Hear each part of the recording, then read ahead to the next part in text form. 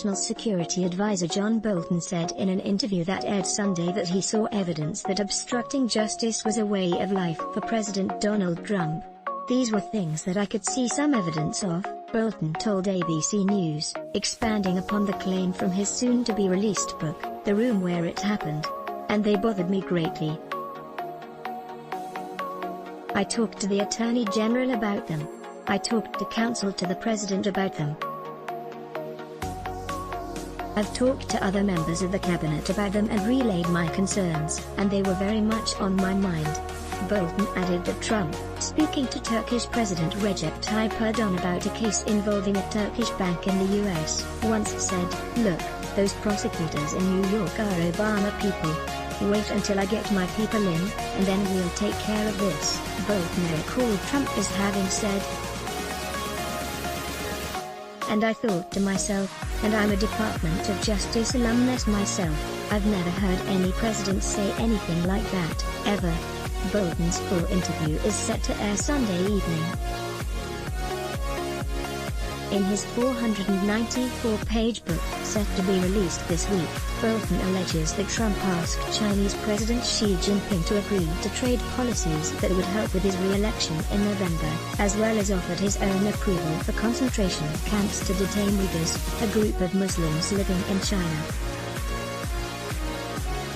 Trump on Wednesday signed a law aimed at addressing human rights abuses of Uyghurs. Bolton describes Trump as employing obstruction of justice as a way of life and making decisions based purely on what they meant for his re-election. Democrats on Sunday chastised Bolton for not having come forward sooner with the eye-opening claims he filled his book with, while Trump officials said he is simply a disgruntled former employee who one staffer said should be in jail.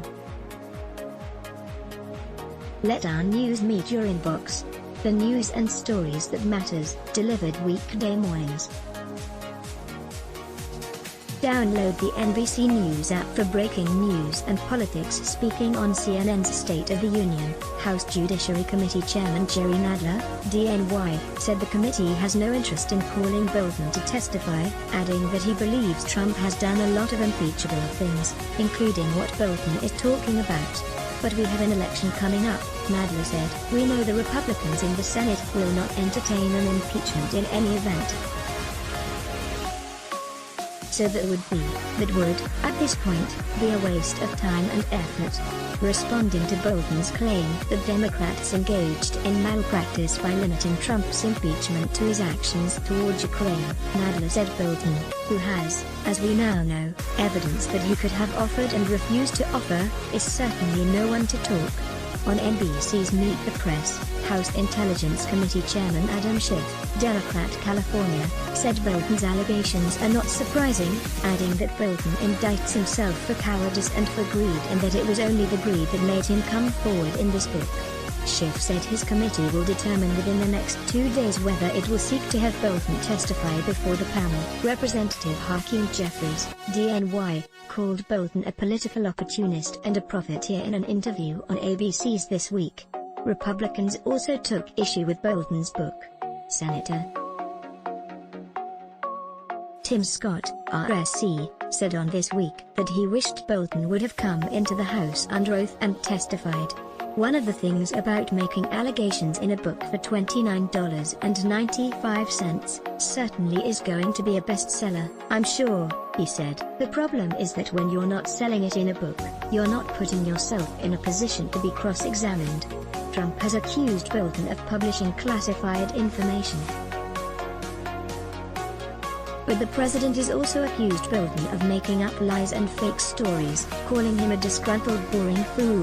Pete Navarro, Trump's top trade advisor, said on State of the Union that Trump's asking China to boost his re-election was a John Bolton fantasy, adding that he never heard that.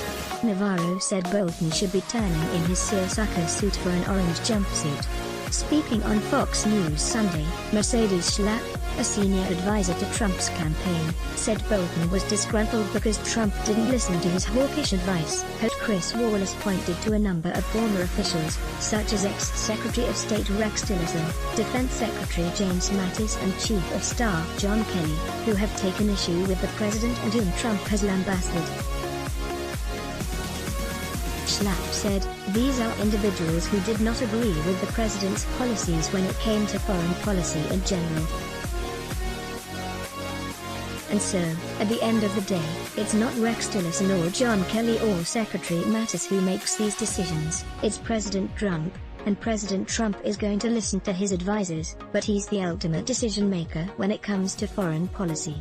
Let's block ads. Why? Show your love for him. Click the link in description. Thanks for watching.